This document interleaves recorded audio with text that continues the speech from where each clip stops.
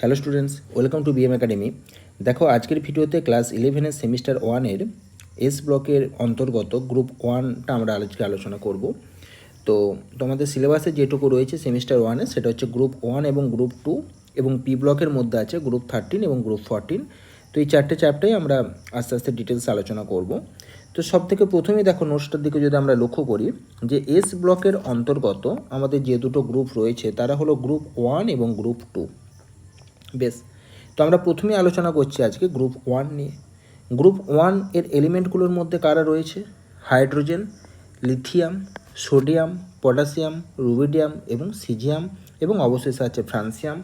এর মধ্যে আমরা ফ্রান্সিয়ামটা রেডিও অ্যাক্টিভ বলে এটাকে বাদ রাখছি। হাইড্রোজেনটা অধাতু এবং দুষ্ট মৌল বলে এটাকে আমরা পরে আলাদা করে আলোচনা করব।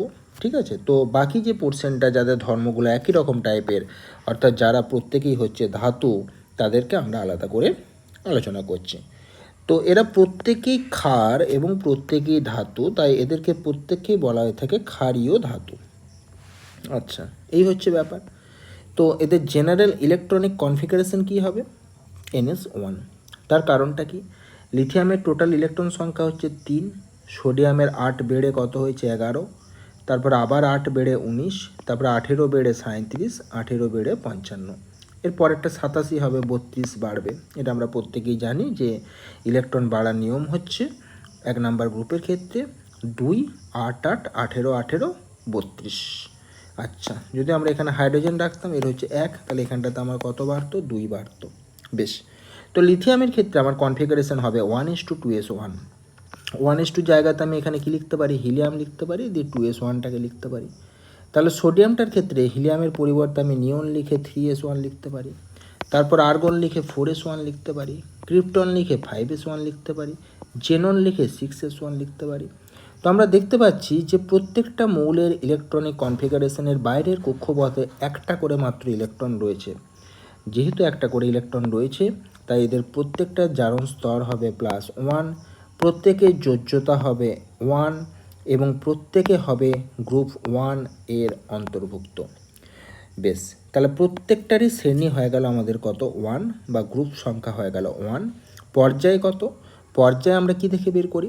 সবথেকে বহিস্থ কক্ষপথটাকে দেখে, যেখানে ইলেকট্রন প্রবেশ করেছে সেটাকে দেখে আমরা পর্যায় নির্ণয় করি। তো এখানে আমরা লিথিয়ামের ক্ষেত্রে দেখতে পাচ্ছি যে বহিস্থ কক্ষের ইলেকট্রন 2 নম্বর কক্ষপথ। এখানে সর্ববহিস্থ কক্ষপথ মানে হচ্ছে 3 নাম্বার, তার মানে এটা 3 নাম্বার পর্যায়। 4 নাম্বার কক্ষপথ, বহিস্থ কক্ষপথ সর্বোচ্চ, তার মানে 4 নাম্বার পর্যায়। এখানে 5 হচ্ছে সর্বোচ্চ বহিস্থ কক্ষপথ, তার মানে 5 নাম্বার পর্যায়। এখানে 6 রয়েছে, তাই আমার এটা 6 নাম্বার পর্যায়। তাহলে প্রত্যেকটা মৌলের পর্যায় জানতে পারলাম এবং প্রত্যেকটা মৌল 1 নাম্বার শ্রেণীতে অবস্থিত। এদের প্রত্যেকের যোজ্যতা হচ্ছে 1। এরা প্রত্যেকে ক্ষারীয় প্রকৃতির, প্রত্যেকে ধাতু, তাই এদেরকে বলা হয়ে থাকে ক্ষারীয় ধাতু। এবার পারমাণবিক ব্যাসার্ধ ওপর থেকে নিচের দিকে আমরা জানি বৃদ্ধি পায়। তার কারণটা হচ্ছে কক্ষপথের সংখ্যা বৃদ্ধি পাচ্ছে। কক্ষপথের সংখ্যা যত বৃদ্ধি পাবে, বহিস্থ কক্ষপথের ইলেকট্রন থেকে নিউক্লিয়াসের দূরত্বটা বেড়ে যাবে। দূরত্ব বেড়ে গেলেই পারমাণবিক ব্যাসার্ধ বৃদ্ধি পাবে। আয়নাইজেশন এনার্জি কী হয়? আয়নাইজেশন এনার্জি আমরা জানি পর্যায় বরাবর বৃদ্ধি পায় এবং শ্রেণী বরাবর ওপর থেকে নিচে কমে। তার কারণটা কি? যত শ্রেণী বরাবর ওপর থেকে নিচের দিকে আমরা যাব, তত কক্ষপথের সংখ্যা বাড়ছে। কক্ষপথের সংখ্যা বাড়ছে মানেই বহিস্থ কক্ষের ইলেকট্রন থেকে নিউক্লিয়াসের দূরত্বটা ক্রমশ বেড়ে যাচ্ছে। দূরত্ব বাড়ার সাথে সাথে বহিস্থ কক্ষের ইলেকট্রনের প্রতি নিউক্লিয়াসের যে আকর্ষণ বল, সে আকর্ষণ বলটা কমে যাচ্ছে। আর আকর্ষণ বল কমে গেলে বাইরের ইলেকট্রনটাকে বের করতে কম পরিমাণ আমাদের শক্তির প্রয়োজন হবে, ফলে আয়নাইজেশন এনার্জির মানটা কমে যাবে। তাই যত উপর থেকে নিচের দিকে আমরা যাব, তত বহিস্থ কক্ষের নিউক্লিয়াসের প্রতি ইলেকট্রনের আকর্ষণ বল আমাদের কমতে থাকবে, বহিস্থ কক্ষের ইলেকট্রনের প্রতি নিউক্লিয়াসের আকর্ষণ বল কমতে থাকবে। ফলে দেখা যাবে কম শক্তি ব্যয় করে বা প্রয়োগ করে ইলেকট্রনটাকে সহজেই বহিস্থ কক্ষপথ থেকে বের করে দেওয়া যাবে। তাই ওপর থেকে নিচের দিকে আয়নাইজেশন এনার্জির মানটা হ্রাস পাবে। ধাতব চরিত্র আমরা জানি ধাতব চরিত্র বাঁ দিক থেকে ডান দিকে কমে আর ওপর থেকে নিচের দিকে বাড়ে, তাই এখানেও ধাতব চরিত্র ওপর থেকে নিচের দিকে বাড়বে। কেন? ধাতু কাকে বলে? ইলেকট্রন কোনো ধাতু মানে হচ্ছে যে কোনো পরমাণুর ইলেকট্রন বর্জন করার প্রবণতা। তো ইলেকট্রন বর্জন করার প্রবণতা বা ইলেকট্রন সহজে বর্জন করতে পারে যত উপর থেকে নিচের দিকে যাওয়া যায় তত। তার কারণ ওই একই, বহিস্থকক্ষের ইলেকট্রনের প্রতি নিউক্লিয়াসের আকর্ষণ বলটা কমে যায়, যেহেতু দূরত্ব বেড়ে যাচ্ছে, ফলে ইলেকট্রনটাকে সহজেই রিমুভ করা যায়, সহজেই বের করা যায়, তাই ধাতব চরিত্র ক্রমশ বাড়তে থাকে। নেক্সট হচ্ছে ফটো ইলেকট্রিক এফেক্ট। খুব ইম্পর্টেন্ট একটা এফেক্ট, নতুন একটা টার্ম আমরা পেলাম। ফটো ইলেকট্রিক এফেক্ট কাকে বলে? যখন কোনো মেটাল পাতের ওপর, ধাতব পাতের ওপর ফোটন কণা এসে আঘাত করে, তখন সেখান থেকে ইলেকট্রন রিমুভ হয় বা ইলেকট্রন বেরিয়ে যায়। তো এই ইলেকট্রন নিঃসরণের যে ঘটনা, এটাকেই বলা হয়ে থাকে ফোটো ইলেকট্রিক এফেক্ট। তো লিথিয়ামের ক্ষেত্রে এই ফোটো ইলেকট্রিক এফেক্ট দেখা যায় না বা আলোক তড়িৎ ক্রিয়া দেখা যায় না, কারণ লিথিয়ামের আকার হচ্ছে সবচেয়ে ছোট, ফলে বহিস্থকক্ষের ইলেকট্রনের প্রতি নিউক্লিয়াসের আকর্ষণ বল লিথিয়ামের ক্ষেত্রে অত্যন্ত বেশি হয়, তাই আয়নাইজেশন এনার্জির মান খুব বেশি হয়। ফলে দেখা যায় যে এই লিথিয়ামের উপর ফোটন কণা এসে পড়লেও এখান থেকে কিন্তু ইলেকট্রন নিঃসরণ হয় না। যেহেতু ইলেকট্রন নিঃসরণ হয় না, তাই এর ক্ষেত্রে ফোটো ইলেকট্রিক এফেক্ট দেখা যায় না। তাহলে কার কার ক্ষেত্রে দেখা যায়? যদি আমরা লিথিয়ামের ক্ষেত্রে যে পরিবর্তে যদি সোডিয়াম ব্যবহার করি দেখা যাবে, পটাশিয়াম ব্যবহার করি দেখা যাবে, রুবিডিয়াম ব্যবহার করি দেখা যাবে, সিজিয়াম ব্যবহার করি দেখা যাবে। তো কার ক্ষেত্রে সবথেকে তাহলে ভালো দেখতে পাওয়া উচিত? অবশ্যই সিজিএমের ক্ষেত্রে, কারণ সিজিএমের ক্ষেত্রে বহিস্থকক্ষের ইলেকট্রনের প্রতি নিউক্লিয়াসের আকর্ষণ বল সবচেয়ে কম। তার কারণ সিজিএমের ক্ষেত্রে বহিস্থকক্ষের ইলেকট্রনটা 6 নম্বর কক্ষপথে রয়েছে, ফলে নিউক্লিয়াস থেকে বহিস্থকক্ষের ডিস্টেন্সটা অনেকটা বেশি, ফলে সিজিএমের ক্ষেত্রে সহজেই ফোটন কণা পড়লে ইলেকট্রনটা সহজেই বেরিয়ে যাবে, তাই সিজিএমের ক্ষেত্রে সবচেয়ে ভালো ফোটো ইলেকট্রিক এফেক্ট দেখা যায়। ফোটো ইলেকট্রিক সেল বা আলোক তড়িৎ কোষ যেগুলো বানানো হয়, সেখানে জেনারেলি পটাশিয়াম এবং সিজিয়াম ব্যবহার করা হয়ে থাকে, কারণ এরা হচ্ছে আলোর প্রতি তীব্র সংবেদনশীল। তাহলে আমার এখান থেকে যে সমস্ত প্রশ্নগুলো উঠে এলো, ফোটো ইলেকট্রিক এফেক্টকে দেখায় না লিথিয়াম, ফোটো ইলেকট্রিক এফেক্টকে সবচেয়ে ভালো দেখায় সিজিয়াম এবং আলোক সংবেদনশীল হওয়ার কারণে আলোক তড়িৎ কোষে বা ফোটো ইলেকট্রিক সেলে কাদেরকে ব্যবহার করা যায়? এই সিজিয়ামকে এবং পটাশিয়ামকে। নেক্সট হচ্ছে নমনীয়তা। উপর থেকে নিচে যত যাওয়া যায় তত দেখা যায় নমনীয়তা ক্রমশ বাড়তে থাকে। তার কারণটা কি? উপর থেকে নিচের দিকে আমরা দেখতে পাচ্ছি পারমাণবিক আকার ক্রমশ বাড়ছে। পারমাণবিক আকার বৃদ্ধির সাথে সাথে আমাদের ধাতুগুলোর ক্ষেত্রে এই যে বন্ধনগুলো ধাতুর মধ্যে তৈরি হয়েছে, এখানে যে পরমাণু নিউক্লিয়াসগুলো রয়েছে, সে পরমাণু নিউক্লিয়াসগুলোর মধ্যে দূরত্ব ক্রমশ বাড়তে থাকছে। যত আকার বাড়বে, এরকম করে যদি আকারটা যদি আমাদের বেড়ে যায়, পরমাণু নিউক্লিয়াসের মধ্যে দূরত্বটা বেড়ে যাবে। যত দূরত্ব বেড়ে যাবে তত বন্ধনগুলো দুর্বল হয়ে যাবে। তাই দেখা যায় যখন আমরা লিথিয়াম, সোডিয়াম, পটাশিয়াম, রুবিডিয়াম, সিজিয়ামে পরপর আসি, তখন যেহেতু পরমাণু নিউক্লিয়াসগুলোর মধ্যে দূরত্ব ক্রমশ বেড়ে যাচ্ছে, কারণ এদের আকার ক্রমশ বাড়ছে, ফলে ধাতব বন্ধনগুলো ক্রমশ দুর্বল হতে থাকছে, ফলে এই ধাতুগুলোর ক্ষেত্রে গলনাঙ্ক, স্ফুটনাঙ্ক ক্রমশ কমে যাচ্ছে এবং ধাতুগুলো ক্রমশ নমনীয় হয়ে পড়ছে। অর্থাৎ এদের মধ্যে সবথেকে নমনীয় ধাতু কোনটা হবে? সিজিয়াম। সবথেকে শক্ত ধাতু হবে কোনটা? লিথিয়াম। অর্থাৎ আমাদেরকে যদি সব 5টা ধাতুকেই পরপর রাখা হয় এবং ছুরি দিয়ে কাটতে বলা হয়, তাহলে লিথিয়ামটার ক্ষেত্রে ছুরি দিয়ে কাটতে আমার সবথেকে বেশি কষ্ট হবে, কারণ লিথিয়ামের কাঠিন্য সবথেকে বেশি, লিথিয়ামটা সবচেয়ে বেশি শক্ত। সোডিয়ামটা কাটা যাবে, কিন্তু একটু হলেও বল প্রয়োগ করতে হবে। পটাশিয়ামটা আরও সহজে কাটতে পারবো, রুবিডিয়ামটা আরও সহজে কাটতে পারবো, সিজিয়াম সবচেয়ে নমনীয়, সবচেয়ে সহজে ওটাকে কাটা যাবে। নেক্সট হচ্ছে গলনাঙ্ক এবং স্ফুটনাঙ্ক। নমনীয়তা তো কমছে, কারণ গলনাঙ্ক এবং স্ফুটনাঙ্ক কমছে বলেই নমনীয়তা আমাদের বাড়ছে। গলনাঙ্ক স্ফুটনাঙ্ক হ্রাস পাচ্ছে বলেই আমাদের নমনীয়তা বাড়ছে। তাহলে আমাদের নমনীয়তা সবথেকে বেশি হলো সিজিয়ামের, কিন্তু গলনাঙ্ক বা স্ফুটনাঙ্ক সবথেকে কম হয়ে যাবে, সিজিয়ামের কম হয়ে যাবে। গলনাঙ্ক স্ফুটনাঙ্ক কম বলেই এর নমনীয়তা সবচেয়ে বেশি। তো দেখা যায় সিজিয়ামের গলনাঙ্ক এতটাই কম যে এর ভ্যালু হচ্ছে 28.5 ডিগ্রি সেন্টিগ্রেড। অর্থাৎ গ্রীষ্মকালে সিজিয়াম তরল রূপে থাকে এবং শীতকালে সিজিয়াম কঠিন রূপে থাকে। তো এই হচ্ছে ব্যাপার। নেক্সট হচ্ছে ঘনত্ব। আমরা জানি ঘনত্ব মানে হচ্ছে ভর বাই আয়তন। তো এখানে লক্ষ্য করে দেখো, যত আমরা উপর থেকে নিচের দিকে গ্রুপ 1 বরাবর যাব বা শ্রেণী বরাবর যাব, তত আমাদের ভর বাড়তে থাকবে। ভরটা বাড়ার ফলে ঘনত্বটাকে বাড়ানোর চেষ্টা করবে, কিন্তু যখন আমরা উপর থেকে নিচের দিকে যাব তত আমার আয়তনও বাড়তে থাকবে।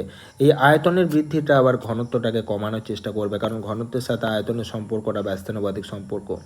তো এখন ব্যাপার হচ্ছে যে ভর এবং আয়তন উভয়ই বাড়ছে ঠিক কথায়, ভরটা আমাকে ঘনত্বটাকে বাড়াতে সাহায্য করছে, আয়তনটা কমাতে সাহায্য করছে। তো এদের মধ্যে ভরটা আমার প্রিডমিনেটিং ফ্যাক্টর, অর্থাৎ ভরের বৃদ্ধির হারটা আয়তনের বৃদ্ধির হারের তুলনায় অপেক্ষাকৃত বেশি, তাই ভরকে আমাদের এখানে বেশি প্রাধান্য দেওয়া হয়।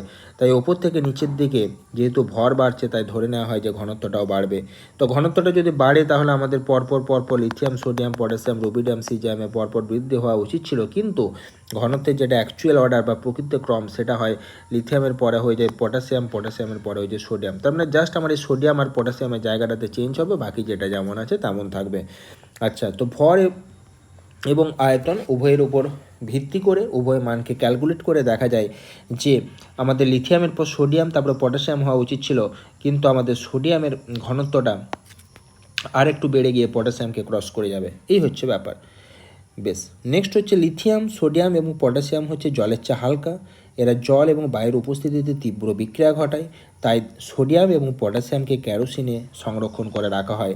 ল্যাবেতে দেখবে যখন আমরা সোডিয়ামকে নিয়ে টেস্ট করি, ল্যাসাইন টেস্টের সময় যে সোডিয়াম আমাদের কাজে লাগে, তো সেই সোডিয়ামটাকে ক্যারোসিনের নিচে সংরক্ষণ করে রাখা হয়। প্রয়োজন মতো সেটাকে ছুরি দিয়ে কেটে ছোট্ট একটা টুকরো নিয়ে সেই বিক্রিয়া আমরা ঘটাই আর কি। আচ্ছা, যদি আমরা এটাকে জলের মধ্যে রাখতাম তাহলে এটা জলের চেয়ে হালকা বলে জলে ভেসে উঠতো, ভেসে ওঠার ফলে বায়ুর উপস্থিতিতে এবং জলের উপস্থিতিতে এটা তীব্র বিক্রিয়া ঘটাতো, তাই এটাকে ক্যারোসিনের নিচে সংরক্ষণ করে রাখা হয়। লিথিয়াম এতটাই হালকা হয় যে লিথিয়ামটাকে আবার ক্যারোসিনও সংরক্ষণ করে রাখা যায় না, কারণ এটা ক্যারোসিনের মধ্যেও ভেসে ওঠে, তাই এটাকে আবার মোম জড়িয়ে রাখা হয়। তাহলে যদি আমার প্রশ্ন আসে যে কোন গ্রুপ ওয়ানের কোন ধাতুটাকে মোম জড়িয়ে রাখা হয়, তাহলে আমার উত্তর হবে লিথিয়াম। ক্যারোসিনের নিচে কাদেরকে রাখা হয়? সোডিয়াম এবং পটাশিয়াম। কেন রাখা হয়? কারণ এরা জল এবং বায়ু সংস্পর্শে তীব্র বিক্রিয়া ঘটায়। নেক্সট হচ্ছে জারণ সংখ্যা। প্রত্যেকের জারণ সংখ্যা কত হবে? 1 +1। কেন +1? কারণ এদের বাইরের কক্ষপথে একটা করে ইলেকট্রন আছে, তাই প্রত্যেকেই যদি একটা করে ইলেকট্রন ত্যাগ করে তাহলে নিয়ারেস্ট নোবেল গ্যাসের কনফিগারেশনটা লাভ করবে। যেমন লিথিয়াম লাভ করবে Li+ যখন হয়ে যাবে তখন এটা হিলিয়ামের কনফিগারেশনের সাথে সমতুল্য হবে। Na+টা হবে নিয়নের সাথে, তারপরেরটা হবে আর্গনের সাথে, তারপরেরটা হবে ক্রিপ্টনের সাথে, তারপরেরটা হবে জেননের সাথে, এরকম চলতে থাকবে। নেক্সট হচ্ছে ফ্লেম টেস্ট। যদি আমরা বার্নার একটা নিই, একটা বার্নারের হিটটার সামনে যদি আমরা একটা প্লাটিনাম ওয়্যার নিই বা প্লাটিনাম তার নিই, সেই প্লাটিনাম তারের যে অগ্রভাগ যে তারটা আমাদের রয়েছে, সেই তারটাকে প্রথমে একটা কনসেন্ট্রেট HCl এর মধ্যে যদি ডোবানো হয়, তাহলে কনসেন্ট্রেট HClটা যখন ওই তারের সাথে লাগবে তখন তারটা ভিজে যাবে। তারপরে যদি আমরা যে কোনো একটা স্যাম্পেল নিই, যদি আমরা একটা লিথিয়াম বা সোডিয়াম বা পটাশিয়াম, রুবিডিয়াম, সিজিয়াম যে কোনো একটা স্যাম্পেল যদি আমরা নিই বা নমুনা যদি আমরা নিই এবং ওই প্ল্যাটিনাম তারের অগ্রভাগটা HCl এ ডোবানোর পর ওই ভিজে তারটাকে যদি আমরা সেই স্যাম্পেলটাতে টাচ করাই, তাহলে সেই স্যাম্পেলটা কী হবে? ওই তারের মধ্যে চিটিয়ে যাবে। এইবার ওই প্ল্যাটিনাম তারটাকে যখন আমরা এই বার্নারের সংস্পর্শে নিয়ে আসবো, বার্নারের ফ্লেমের সংস্পর্শে নিয়ে আসবো, তখন দেখা যাবে যে বিভিন্ন যৌগের ক্ষেত্রে বিভিন্ন রকম কালার আমরা দেখতে পাবো। অর্থাৎ লিথিয়ামের ক্ষেত্রে আমরা একটা গাঢ় লাল বর্ণের কালার দেখতে পাবো, অর্থাৎ এখানে আমাদের যে নর্মাল ফ্লেমটা জ্বলছিল সেই ফ্লেমের কালারটা হয়ে যাবে গাঢ় লাল। সোডিয়ামের ক্ষেত্রে কালারটা চেঞ্জ হয়ে যাবে গোল্ডেন ইয়েলো বা সোনালি হলুদ। পটাশিয়ামের ক্ষেত্রে বেগুনি বর্ণের ফ্লেম আমরা দেখতে পাবো। রুবিডিয়ামের ক্ষেত্রে রেড ভায়োলেট কালার আমরা দেখতে পাবো। সিজিয়ামের ক্ষেত্রে ব্লু কালার আমরা দেখতে পাবো। তো এই ফ্লেম টেস্টের মাধ্যমে এই যে বেসিক রেডিক্যালগুলো রয়েছে বা ক্ষারীয় রেডিক্যালগুলো রয়েছে এদেরকে চিহ্নিতকরণ করা যায় বা শনাক্তকরণ করা যায়। তো কেন এই ঘটনাটা ঘটে? যখন কোনো একটা স্যাম্পেল, সেটা আমাদের ধরে নিচ্ছি সোডিয়াম ক্লোরাইড হোক, পটাশিয়াম ক্লোরাইড হোক, যাই হোক না কেন, তার যে ইলেকট্রনগুলো প্রথমে গ্রাউন্ড স্টেটে থাকে, সেই গ্রাউন্ড স্টেট থেকে যখন এনার্জি দেওয়া হয় তখন সেটা এক্সাইটেড স্টেটে পৌঁছায়। সেই এক্সাইটেড স্টেটে পৌঁছানোর পর ইলেকট্রনগুলো আবার কিন্তু সেখান থেকে পুনরায় ফিরে আসে। যখন ফিরে আসে তখন সে শক্তি বিকিরণ করে এবং সেই শক্তিটা তরঙ্গ আকারে বিকিরণ করে। তো সেই তরঙ্গের যে তরঙ্গ দৈর্ঘ্য, সেই তরঙ্গ দৈর্ঘ্যটা যদি আমাদের দৃশ্যমান বর্ণালী রেঞ্জের মধ্যে হয়, অর্থাৎ ভিজিবল রেঞ্জের মধ্যে হয়, তাহলে ভিপচিওর অর্থাৎ ভায়োলেট থেকে রেড পর্যন্ত যে কালার হওয়ার কথা সেই কালারগুলো আমরা দেখতে পাবো। তো এদের ক্ষেত্রে সেই কারণে বিভিন্ন যৌগের ক্ষেত্রে বিভিন্ন রকম কালার আমরা দেখতে পাই। নেক্সট হচ্ছে এদের বিক্রিয়া। অ্যামোনিয়ার সাথে বিক্রিয়া। লিথিয়াম থেকে সিজিয়াম প্রত্যেকে লিকুইড অ্যামোনিয়ার সাথে বিক্রিয়া করে প্রথমে নীল বর্ণের দ্রবণ তৈরি করে, যেটা হচ্ছে লঘু এবং যেটা হচ্ছে প্যারাম্যাগনেটিক এবং যা তড়িৎ পরিবহন করতে পারে। যখন বিক্রিয়া কন্টিনিউ করা হয়, বিক্রিয়াটা যখন আরও বেশি সময় ধরে করা হয়, তখন নীল বর্ণের দ্রবণ আস্তে আস্তে ক্রমশ তামাটে বর্ণ ধারণ করে এবং দ্রবণটা আস্তে আস্তে গাঢ় হয়ে যায় এবং ডায়াম্যাগনেটিকে পরিণত। এখান থেকে কোশ্চেন আসতে পারে যে লিকুইড অ্যামোনিয়ার সাথে গ্রুপ 1-এর মৌলগুলো বিক্রিয়া করে প্রথমে কোন বর্ণের দ্রবণ তৈরি করে? লঘু নীল বর্ণের দ্রবণ তৈরি করে এবং অবশেষে গাঢ় তামাটে বর্ণের দ্রবণ তৈরি করে। প্রথম কার্ডটা প্যারাম্যাগনেটিক, পরেরটা হচ্ছে ডায়াম্যাগনেটিক। নেক্সট হচ্ছে জারণ ক্ষমতা। আমরা খুব ভালো করেই জানি বাঁ দিক থেকে ডান দিকে জারণ ক্ষমতা বাড়ে আর নিচের দিকে কমে। তো এখানে উপর থেকে নিচের দিকে আমাদের জারণ ক্ষমতার মানটা ক্রমশ কমতে থাকবে, অর্থাৎ আমাদের অর্ডারটা নর্মাল যেটা পিরিয়ডিক টেবিলের অর্ডার সেই অর্ডার অনুযায়ী হবে। নেক্সট হচ্ছে হাইড্রেশন এনার্জি। খুব ইম্পর্ট্যান্ট টার্ম। হাইড্রেশন এনার্জি কাকে বলা হয়? কোনো একটা ক্যাটায়ন তার চারিদিকে যতগুলো জলের অণুর সাথে যুক্ত হতে পারে, সেটাকে যখন জলের অণুগুলোর সাথে যখন যুক্ত সে হয়ে যায় তখন তার স্টেবিলিটি বেড়ে যায় এবং সেখান থেকে বেশ কিছু পরিমাণ শক্তি নির্গত হয়। যে পরিমাণ শক্তিটা নির্গত হয় সেটাকে বলা হয় হাইড্রেশন এনার্জি। তাহলে দেখো এখানে সংজ্ঞাটা সুন্দরভাবে লেখা রয়েছে যে ক্যাটায়নের আকার যত ছোট হয় হাইড্রেশন তত ভালো হয়, অর্থাৎ ক্যাটায়নের চারিদিকে তত জলের অণু সংযোজিত অবস্থাতে থাকতে পারে এবং এই হাইড্রেশন যত ভালো হয় তত সেই যৌগ থেকে, সংযোজিত যৌগ থেকে তত বেশি শক্তি নির্গত হয়। যে শক্তিটা নির্গত হয় তাকে বলা হয় তাকে হাইড্রেশন এনার্জি। তো এখানে আমরা জানি যে লিথিয়াম এর আকার হচ্ছে সবথেকে ছোট, তাই লিথিয়ামের চারিদিকে সবচেয়ে বেশি সংখ্যক জলের অণু যুক্ত হতে পারবে, তাই লিথিয়ামের ক্ষেত্রে বেশি সংখ্যক মানে বেশি পরিমাণ এনার্জি রিলিজ হবে, তাই লিথিয়ামের হাইড্রেশন এনার্জির মান হবে সবচেয়ে বেশি। এবং সিজিয়ামের যেহেতু সাইজ সবথেকে বড়, তাই এর চারিদিকে আর বেশি সংখ্যক জলের অণু যুক্ত হতে পারবে না, কারণ সিজিয়াম এমনিতেই ভারী, তাই এর সাথে আর বেশি জলের অণু যুক্ত হতে পারবে না। ফলে সিজিয়ামের ক্ষেত্রে বেশি পরিমাণে এনার্জি নির্গত হবে না বা রিলিজ হবে না, শক্তি নির্গত হবে না, তাই সিজিয়ামের হাইড্রেশন এনার্জি সবচেয়ে কম। তাহলে আমাদের ওখানে হাইড্রেশন এনার্জির অর্ডার আসতে পারে, তখন আমরা এই অর্ডারটাকে লিখব। নেক্সট হচ্ছে লিথিয়ামের ক্ষেত্রে কতগুলো বৈশিষ্ট্য, যেমন হচ্ছে লিথিয়ামের সাইজ হচ্ছে সবথেকে ছোট, তাই লিথিয়ামের ক্ষেত্রে হাইড্রেশন সবথেকে ভালো হয়, অর্থাৎ লিথিয়ামের ক্ষেত্রে হাইড্রেশন এনার্জি সবচেয়ে বেশি, তার কারণ হাইড্রেশনের পর লিথিয়াম থেকে বেশি পরিমাণ এনার্জি নির্গত হয়, তাই এর হাইড্রেশন এনার্জি হচ্ছে হাইয়েস্ট। এবং দেখা যায় যে হাইড্রেশনের পর লিথিয়ামের সাইজ সবথেকে বড় হয়ে যায়। লিথিয়াম প্রথমে সবথেকে ছোট ছিল, কিন্তু এর সাথে এত জলের অণু যুক্ত হয়ে গেছে যে হাইড্রেশনের পর এই জলের অণু সহ লিথিয়ামের যে ভর, সেই ভরের মানটা অনেক বেড়ে যায় এবং সাইজ প্রচুর বেড়ে যায়। ফলে লিথিয়ামের সাইজ প্রথমে ছোট হলেও, হাইড্রেশনের আগে ছোট হলেও হাইড্রেশনের পরে কিন্তু এর সাইজটা সবচেয়ে বড় হয়ে যায়।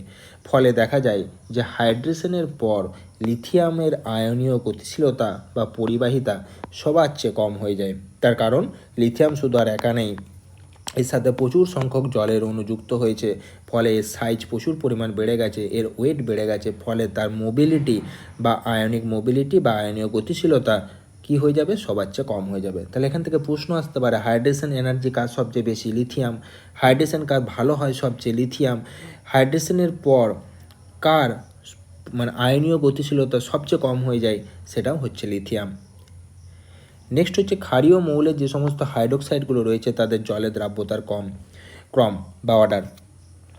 তো আমরা জানি যে উপর থেকে নিচের দিকে যত যায় অ্যাকচুয়ালি লিথিয়াম থেকে সিজিয়ামের দিকে তত ল্যাটিস এনার্জি ক্রমশ কমতে থাকে। তার কারণ একটাই, কারণ আমরা জানি ল্যাটিস এনার্জি সমান হচ্ছে চার্জ বাই রেডিয়াস, অর্থাৎ রেডিয়াস যত বাড়বে, ব্যাসার্ধ যত বাড়বে, ল্যাটিস এনার্জি তত কমতে থাকবে। তো লিথিয়াম থেকে যখন আমরা সোডিয়াম পটাশিয়াম করে করে সিজিয়ামের দিকে যাব, তখন আমরা দেখতে পাচ্ছি যে রেডিয়াসটা বাড়ছে, রেডিয়াস বাড়ার ফলে আমার ল্যাটিস এনার্জির মান কিন্তু কমতে থাকবে। আরেকটা জিনিস একটু আগেই আমরা আলোচনা করলাম যে লিথিয়াম থেকে সিজিয়ামে যত যাব হাইড্রেশন এনার্জির মান তত কমতে থাকবে। তার কারণ লিথিয়ামের সাইজ সবচেয়ে কম বা ছোট, তাই এর ক্ষেত্রে বেশি সংখ্যক জলের অণু যুক্ত হতে পারবে, ফলে বেশি সংখ্যক এনার্জি রিলিজ হবে, ফলে লিথিয়ামের হাইড্রেশন এনার্জি সবচেয়ে বেশি, তারপরে ওপর থেকে নিচে হাইড্রেশন এনার্জিটা ক্রমশ কমে যাবে। তো ব্যাপার হচ্ছে যে এই লিথিয়াম থেকে সিজিয়ামের দিকে যখন আমরা আসছি, তখন আমার ল্যাটিস এনার্জিও কমছে, হাইড্রেশন এনার্জিও কমছে, দুটোই কিন্তু কমছে।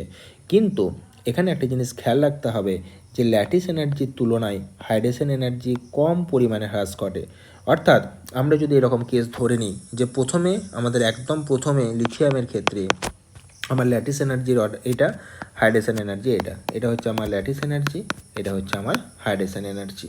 আচ্ছা, নেক্সট যখন আমি লিথিয়াম থেকে সোডিয়ামে যে পৌঁছালাম, আমার ল্যাটিস এনার্জিও কমছে, হাইড্রেশন এনার্জিও কমছে, কিন্তু ল্যাটিস এনার্জিটা বেশি পরিমাণে কমে যাচ্ছে, হাইড্রেশন এনার্জি অতটা কমছে না। অর্থাৎ ল্যাটিস এনার্জি লেভেলটা হয়তো এইখানটাতে নেমে গেল, এটা হয়ে গেল ল্যাটিস এনার্জি এতটা কমে গেছে, হাইড্রেশন এনার্জিও কমেছে, কিন্তু হাইড্রেশন এনার্জি জাস্ট আমরা দেখলাম এতটা। তার মানে ল্যাটিস এনার্জি আমার এই পজিশন থেকে এই পজিশনে চলে এসেছে, কিন্তু আমার হাইড্রেশন এনার্জিটা এই পজিশন থেকে এই পজিশনে এসেছে। যখন আমরা পটাশিয়ামের ক্ষেত্রে দেখব ল্যাটিস এনার্জিটা তখন হয়তো দেখলাম আরও কমে গেছে, কিন্তু হাইড্রেশন এনার্জিটা তো অতটা কমেনি। ঠিক আছে, হাইড্রেশন এনার্জিটা কিন্তু আমার ল্যাটিস এনার্জির থেকে বেশি আছে। তো ব্যাপার হচ্ছে যত আমরা lithium, sodium, potassium, rubidium, caesium করে করে যাব, তত আমরা দেখতে পাচ্ছি যে তুলনামূলকভাবে ল্যাটিস এনার্জি অপেক্ষা হাইড্রেশন এনার্জির মানটা ক্রমশ বাড়তে থাকছে এবং তাদের গ্যাপিংটাও ক্রমশ বাড়তে থাকছে। লিথিয়ামের ক্ষেত্রে ল্যাটিস এনার্জি হাইড্রেশন এনার্জির যে গ্যাপিংটা ছিল, সোডিয়ামের ক্ষেত্রে ল্যাটিস এনার্জির তুলনায় হাইড্রেশন এনার্জির মানটা বেশি, পটাশিয়ামের ক্ষেত্রেও ল্যাটিস এনার্জির তুলনায় হাইড্রেশন এনার্জির মানটা বেশি হচ্ছে তুলনামূলকভাবে, এবং এদের মধ্যে গ্যাপিংটাও বেশি হচ্ছে, পার্থক্যটাও বেশি হচ্ছে। ফলে আমরা যত দেখতে পাচ্ছি lithium, sodium, potassium, rubidium, caesium করে করে যত যাচ্ছি, তত তুলনামূলকভাবে আমার হাইড্রেশন এনার্জির মান ল্যাটিস এনার্জি অপেক্ষা বেশি হচ্ছে। আর এতে করে লাভটা যেটা আমার হচ্ছে, যে হাইড্রেশন এনার্জি আমার জলের দ্রাব্যতাটাকে বাড়াতে সাহায্য করে, আর ল্যাটিস এনার্জি জলের দ্রাব্যতাটাকে কমাতে সাহায্য করে। তাই ওপর থেকে নিচের দিকে গেলে যত আমার হাইড্রেশন এনার্জির মানটা ল্যাটিস এনার্জি অপেক্ষা বেশি হয়ে যাচ্ছে, তত তার জলের দ্রাব্যতার মানটা আমার কী হচ্ছে, ক্রমশ বাড়তে থাকছে। তাই ওপর থেকে নিচের দিকে গেলে আমার জলের দ্রাব্যতা কী হবে, বাড়বে। তার কারণ হাইড্রেশন এনার্জির মান ল্যাটিস এনার্জি অপেক্ষা বেশি হচ্ছে। কমছে দুটোই, কিন্তু কমার হারটা ল্যাটিস এনার্জির বেশি, হাইড্রেশন এনার্জির অতটা নয়। ফলে দেখা যাচ্ছে হাইড্রেশন এনার্জির মানটা ল্যাটিস এনার্জি অপেক্ষা কিন্তু বেশি হয়ে যাচ্ছে, এবং lithium, sodium, potassium, rubidium, caesium করে যখন আমরা যাচ্ছি, তখন তাদের মধ্যে গ্যাপিং ক্রমশ বাড়তে থাকছে, হাইড্রেশন এনার্জির বৃদ্ধির মানটা ক্রমশ বৃদ্ধি পাচ্ছে কার তুলনায়, ল্যাটিস এনার্জির তুলনায়। ফলে জলের দ্রাব্যতার মানটা ক্রমশ বৃদ্ধি পাচ্ছে। বেশ, এই হচ্ছে ব্যাপার। আরেকটা কি, তাপীয় স্থায়িত্ব ওপর থেকে নিচের দিকে ক্রমশ বাড়বে। তাহলে তাপীয় স্থায়িত্ব ক্রমশ বাড়বে, জলের দ্রাব্যতা ক্রমশ বাড়বে। কার ক্ষেত্রে? ক্ষারীয় মৌলের যে সমস্ত হাইড্রোক্সাইডগুলো রয়েছে তাদের ক্ষেত্রে। নেক্সট হচ্ছে জলের সাথে বিক্রিয়া। লিথিয়াম জলের সাথে বিক্রিয়া সবচেয়ে কম, সিজিয়ামের জলের সাথে বিক্রিয়া সবচেয়ে বেশি। তার কারণ জলের দ্রাব্যতা তো ওপর থেকে নিচে বাড়ছে, তাহলে লিথিয়াম তো সবার ওপরে আছে, তাই এর তো জলের দ্রাব্যতা সবচেয়ে কম হয় স্বাভাবিক। সিজিয়াম সবার নিচে আছে, তাই এর জলের দ্রাব্যতা সবচেয়ে বেশি হয় স্বাভাবিক। নেক্সট হচ্ছে বায়ুর সাথে বিক্রিয়া। বায়ুর সাথে যখন বিক্রিয়া হয়, তখন আমাদের তিন ধরনের যৌগ তৈরি হয়। একটা হচ্ছে অক্সাইড, একটা হচ্ছে পার অক্সাইড, একটা হচ্ছে superoxide. Oxide generally normal টেম্পারেচারে তৈরি হয়, পার অক্সাইড একটু হাই টেম্পারেচারে তৈরি হয়, সুপার অক্সাইড আরও হাই টেম্পারেচারে তৈরি হয়। সাইজের দিক থেকে দেখতে গেলে অক্সাইডের থেকে পার অক্সাইড বড় হয়, পার অক্সাইডের থেকে সুপার অক্সাইড বড় হয়। স্টেবিলিটির দিক থেকে দেখতে গেলে অক্সাইড সব থেকে বেশি স্টেবল, তারপর পার অক্সাইড, তারপর হচ্ছে সুপার অক্সাইড। তো লিথিয়াম এর সাইজ সব থেকে ছোটো, যেহেতু সাইজ সব থেকে ছোটো, তাই এটা পার অক্সাইড এবং সুপার অক্সাইড গঠন করতে পারে না, কারণ পার অক্সাইড এবং সুপার অক্সাইডের সাইজটা হচ্ছে বড়। তাই লিথিয়াম শুধুমাত্র অক্সাইড যৌগই গঠন করতে পারে, এটা আমাদেরকে খেয়াল রাখতে হবে। তাই লিথিয়ামের সাথে যখন আমরা অক্সিজেনের বিক্রিয়া করব, তখন আমার যে যৌগটা তৈরি হবে সেটা হচ্ছে Li2O, অর্থাৎ লিথিয়াম অক্সাইড। তো এখানে আমরা দেখতে পাচ্ছি যে Li2O যৌগটা আমরা লিখছি, দুটো লিথিয়ামের জন্য +2, অক্সিজেনের জন্য -2, কারণ টোটালটা আমাদেরকে 0 করতে হবে। তাহলে এখানে আমার যে অক্সিজেনটা রয়েছে সেটার জারণ স্তর হচ্ছে কত, -2। তাহলে এখানে অক্সাইডের জারণ স্তর কত হবে, -2 হবে। সোডিয়াম কী কী করতে পারে? অক্সাইড করতে পারে, আর একটু হিট দিলে পার অক্সাইডও তৈরি করতে পারে। আচ্ছা, তো অক্সাইড যখন তৈরি করবে তখন এর যৌগটার নাম হয়ে যাবে Na2O। ঠিক যেমনভাবে আমরা পেলাম Li2O, ঠিক তেমনভাবেই আমরা পাবো Na2O। আচ্ছা, আর যখন একটু হাই টেম্পারেচার দেবো বা আর একটু বিক্রিয়াটা আমরা ঘটাবো, তখন আমার এখান থেকে পার অক্সাইড তৈরি হবে, যেটা নাম হচ্ছে Na2O2। এটাকে পার অক্সাইড বলা হচ্ছে, তার কারণ দুটো সোডিয়ামের জন্য এখানে +2, তাহলে O2-র জন্য এখানে -2, কারণ টোটালটা আমাকে 0 করতে হবে। তাহলে দুটো অক্সিজেন পরমাণুর জন্য আমার যদি -2 হয়, একটা অক্সিজেন পরমাণুর জন্য আমার তাহলে হবে -1। তাহলে এখানে অক্সিজেনের মাথায় যখন -1 চার্জ হচ্ছে, তখন সেটাকে আমরা বলবো পার অক্সাইড। তাহলে অক্সাইডের ক্ষেত্রে অক্সিজেনের মাথায় -2 চার্জ, আর পার অক্সাইডের ক্ষেত্রে অক্সিজেনের মাথায় তো হচ্ছে -1 চার্জ। নেক্সট হচ্ছে পটাশিয়াম, রুবিডিয়াম, সিজিয়াম। এরা অক্সাইডও করতে পারে, পার অক্সাইডও করতে পারে, সুপার অক্সাইডও করতে পারে। জেনারেলি পটাশিয়ামটা আমার পরীক্ষাতে আসে। যখন আমার অক্সাইড হবে তখন যৌগটার নাম হয়ে যাবে K2O, এখানে অক্সিজেনের মাথায় -2 চার্জ। পার অক্সাইড হলে Na2O2-র মতো K2O2, এখানে অক্সিজেনের মাথায় -1 চার্জ। সুপার অক্সাইড হলে হয়ে যাবে KO2, এখানে K এর মাথায় +1, O2-র মাথায় -1, কারণ টোটালটা 0 করতে হবে। দুটো অক্সিজেনের জন্য -1, তাহলে একটা অক্সিজেনের জন্য হয়ে যাবে -12। তাহলে সুপার অক্সাইডের ক্ষেত্রে অক্সিজেনের মাথায় জারণ সংখ্যা হয়ে গেল -12। তাহলে অক্সাইডের ক্ষেত্রে -2, পার অক্সাইডে -1, সুপার অক্সাইডে -12, জারণ স্তর -2, -1, -12। এটা আমাদেরকে খেয়াল রাখতে হবে অক্সাইড, পার অক্সাইড এবং সুপার অক্সাইড। লিথিয়াম শুধুমাত্র অক্সাইডই যৌগ তৈরি করবে যতই হিট দেওয়া হোক না কেন। সোডিয়াম পার অক্সাইডে যে স্টপ হয়ে যাবে, আর বাকি তিনটে পটাশিয়াম, রুবিডিয়াম এবং সিজিয়াম এরা অক্সাইড, পার অক্সাইড এবং সুপার অক্সাইড পর্যন্ত তৈরি করতে পারবে। নেক্সট হচ্ছে কার্বনেট, বাইকার্বনেট, নাইট্রেট, যে যৌগই হোক না কেন ওপর থেকে নিচের দিকে জলীয় দ্রাব্যতা বাড়বে, তাপীয় স্থায়িত্ব বাড়বে। তার কারণ আমরা দেখতে পেলাম ল্যাটিস এনার্জির হ্রাসটা বেশি বেশি করে হচ্ছে, হাইড্রেশন এনার্জি অতটা কমছে না। ফলে যত আমরা নিচের দিকে যাব তত হাইড্রেশন এনার্জির সাথে ল্যাটিস এনার্জির গ্যাপিং বাড়বে।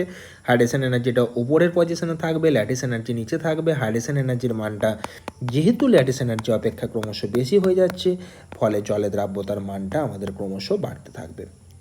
বেশ, নেক্সট হচ্ছে লিথিয়ামের কিছু বৈপরীত্য ব্যবহার। লিথিয়ামের গলনাঙ্ক এবং স্ফুটনাঙ্ক দেখো সর্বোচ্চ। জেনারেলি অন্যান্য গ্রুপের ক্ষেত্রে দেখা যায় উপর থেকে নিচে গলনাঙ্ক, স্ফুটনাঙ্ক বাড়তে থাকে। তো লিথিয়ামের ক্ষেত্রে এখানে দেখা যায় যে এই গ্রুপটার ক্ষেত্রে, লিথিয়ামের ক্ষেত্রে গলনাঙ্ক, স্ফুটনাঙ্ক সর্বোচ্চ, আস্তে আস্তে আস্তে আস্তে গলনাঙ্ক, স্ফুটনাঙ্ক কমতে থাকে। সিজিয়ামের ক্ষেত্রে গলনাঙ্ক, স্ফুটনাঙ্ক সর্বনিম্ন। সিজিয়ামের গলনাঙ্ক প্রায় 28.5 ডিগ্রি সেন্টিগ্রেডের মতো হয়, যার ফলে সিজিয়ামটা গ্রীষ্মকালে তরল এবং শীতকালে কঠিন। নেক্সট হচ্ছে লিথিয়াম অক্সাইড গঠন করতে পারে, বাট পার অক্সাইড এবং সুপার অক্সাইড কিন্তু করতে পারে না, যেটা বাকি মৌলগুলো করতে পারে। লিথিয়াম ফটো ইলেকট্রিক এফেক্ট দেখায় না, কিন্তু বাকি মৌলগুলো ফটো ইলেকট্রিক এফেক্ট দেখায়। লিথিয়াম যৌগগুলো হচ্ছে আমাদের সমযোজী প্রকৃতির। এটা আমরা ফ্যাজান্স রুল থেকে ব্যাখ্যা করতে পারবো, কারণ এই যে আমাদের লিথিয়াম, সোডিয়াম, পটাশিয়াম, রুবিডিয়াম, সিজিয়ামে যখন আমরা যাবো, এরা প্রত্যেকেই হচ্ছে ক্যাটায়ন। আর আমরা ফ্যাজান্স রুলে পড়েছি যে সমযোজী চরিত্র ফাই সমান ক্যাটায়নের ক্ষেত্রে হচ্ছে চার্জ বাই হচ্ছে রেডিয়াস, চার্জ বাই রেডিয়াস। অর্থাৎ ক্যাটায়নের রেডিয়াস যদি ছোট হয় তাহলে আমার সমযোজী চরিত্র বেশি হবে, আর ক্যাটায়নের রেডিয়াস যদি বেশি হয় তাহলে সমযোজী চরিত্র কম হবে। তাই এখানে লিথিয়ামের ক্ষেত্রে যেহেতু এর সাইজ হচ্ছে সব থেকে ছোটো, তাই এর সমযোজী চরিত্র সব থেকে বেশি। কিন্তু যখন আমরা সোডিয়াম, পটাশিয়াম, রুবিডিয়াম করে সিজিয়ামের ক্ষেত্রে যাব, তখন সিজিয়ামের সাইজ যেহেতু সবচেয়ে বেশি, তাই এর ক্ষেত্রে সমযোজী চরিত্র হয়ে যাবে সবচেয়ে কম, অর্থাৎ এটা হয়ে যাবে আয়নীয় প্রকৃতির। তাহলে এখানে আমাদের লিথিয়াম যৌগগুলো সমযোজী প্রকৃতির কেন সেটা আমরা বুঝতে পারলাম। নেক্সট হচ্ছে লিথিয়াম এবং ম্যাগনেসিয়ামের মধ্যে ডায়াগোনাল রিলেশনশিপ। ডায়াগোনাল রিলেশনশিপটা আমরা পড়েছিলাম যে লিথিয়ামটাকে নিয়ে তারপরে আমরা তিনটে মৌলের নাম লিখে দেবো, লিথিয়াম, বেরিলিয়াম, বোরন। আর তার নিচে নিচে আমরা তিনটে মৌলের নাম লিখবো, বেরিলিয়াম, ম্যাগনেসিয়াম এবং অ্যালুমিনিয়াম। তাহলে এইভাবে অ্যারোচিহ্ন দেবো। লিথিয়ামের সাথে ডায়াগোনাল রিলেশনশিপ দেখা যাবে ম্যাগনেসিয়ামের, বেরিলিয়ামের সাথে দেখা যাবে অ্যালুমিনিয়ামের। তো লিথিয়াম এবং ম্যাগনেসিয়ামের মধ্যে কী কী কর্ণ সম্পর্ক রয়েছে? উভয়েরই তাপীয় স্থায়িত্ব কম, কারণ আমরা একটু আগে পড়লাম ওপর থেকে নিচের দিকে তাপীয় স্থায়িত্ব বাড়ে, জলে দ্রাব্যতা বাড়ে। তো এদের উভয়েরই তাপীয় স্থায়িত্ব হচ্ছে কম। আচ্ছা, উভয়েরই পারমাণবিক ব্যাসার্ধ এবং তড়িৎ ঋণাত্মকতা প্রায় সমান। উভয়ই জলের সাথে বিক্রিয়া করে দুর্বল ক্ষার উৎপন্ন করে। নেক্সট হচ্ছে NaOH, যেটাকে কস্টিক সোডা বলা হয়। আমরা NaOHকে কস্টিক সোডা বলি, আর KOH থাকলে সেটাকে কস্টিক পটাশ বলি। তো যাই হোক, NaOH এর ক্ষেত্রে আমরা কী করে প্রস্তুত করব? NaCl এর যদি আমরা তড়িৎ বিশ্লেষণ ঘটাই তাহলে NaOH উৎপন্ন করতে পারবো। কাস্টনার কেলনার পদ্ধতিতে এটা করা হয়, তোমরা ডিটেলসে চাইলে বই থেকে পড়তে পারো এই জায়গাগুলো। নেক্সট হচ্ছে ওয়াশিং সোডা। ওয়াশিং সোডা বা কাপড় কাচা যে সোডা, সেটা হচ্ছে সংকেত Na2CO3 10H2, এটা মুখস্থ রাখবে। সোডিয়াম কার্বনেট সলভে পদ্ধতিতে বা সলভে অ্যামোনিয়া পদ্ধতিতে এটা তৈরি করা হয়। সোডিয়াম বাইকার্বনেট, যেটাকে বেকিং সোডা বলা হয়, এটা তৈরি করা হয় সলভে পদ্ধতির মাধ্যমে, একই পদ্ধতির মাধ্যমে। নেক্সট হচ্ছে বেকিং পাউডার, এটাও হচ্ছে সোডিয়াম বাইকার্বনেট, একই রকম ইনগ্রিডিয়েন্ট থাকছে যেটা আমাদের বেকিং সোডাতে ছিল, কিন্তু তার সাথে স্টার্চ, CH2PO4 2, NaAlSO4 2 এগুলো মিশ্রিত থাকে। বেশ, তো এবার আমরা যে সমস্ত ধর্মগুলো পড়লাম এটাকে যদি একটু সাম আপ করি তাহলে আমাদের এরকম ব্যাপারটা দাঁড়াচ্ছে। জাস্ট ওপর থেকে নিচের দিকে যখন আমরা নামবো, পারমাণবিক ব্যাসার্ধ ক্রমশ বাড়বে, ধাতব চরিত্র বাড়বে, ঘনত্ব বাড়বে। ঘনত্বের এই জায়গাটাতে ব্যতিক্রম আছে, এটা মার্ক করে রাখবে। ভর বাড়বে উপর থেকে নিচে, নমনীয়তা বাড়বে, বিজারণ ধর্ম বাড়বে, আয়নীয় চরিত্র বাড়বে ফ্যাজানের সূত্র অনুযায়ী, যেটা বললাম একটু আগে। জলে দ্রাব্যতা বাড়বে, তাপীয় স্থায়িত্ব বাড়বে, জলের সাথে বিক্রিয়া করার ক্ষমতা বাড়বে, সুপার অক্সাইড গঠন করার ক্ষমতা বাড়বে। কমবে কোনগুলো? গলনাঙ্ক, স্ফুটনাঙ্ক কমবে, যার জন্য ওরা নমনীয় হয়ে যাচ্ছে ওপর থেকে নিচের দিকে। হাইড্রেশন এনার্জি কমবে, লিথিয়ামের হাইড্রেশন এনার্জি সবচেয়ে ভালো, ওপর থেকে নিচে কমে যাবে। জারণ ক্ষমতা কমবে, কারণ জারণ ক্ষমতা বাঁ দিক থেকে ডান দিকে বাড়ে আর নিচের দিকে কমে। আয়নাইজেশন এনার্জি কমবে, কারণ আয়নাইজেশন শক্তিও ওপর থেকে নিচে শ্রেণী বরাবর কমে। আর ধাতব বন্ধন মধ্যস্থ যে শক্তিগুলো, সেই শক্তিটা কমতে থাকবে, কারণ এদের সাইজ যত বাড়বে পরমাণু নিউক্লিয়াসগুলোর মধ্যে দূরত্ব বাড়বে, ফলে ধাতব বন্ধন মধ্যস্থ শক্তিটা ক্রমশ কমতে থাকবে। তো এই হচ্ছে আমাদের গ্রুপ 1, এটা এখানেই কমপ্লিট হলো। নেক্সট ভিডিওতে আমরা গ্রুপ 2 আলোচনা করব। তোমরা বাড়িতে এই চ্যাপ্টারটা ভালো করে পড়ো, আর একটু ডিটেলসে বই থেকে পারলে পড়ে নেবে, তাহলে আরও কনসেপ্টটা ক্লিয়ার হয়ে যাবে। মেন বেসিক জায়গাগুলো, কনসেপ্টের জায়গাগুলো আমরা আলোচনা করলাম। ওকে, থ্যাংক ইউ।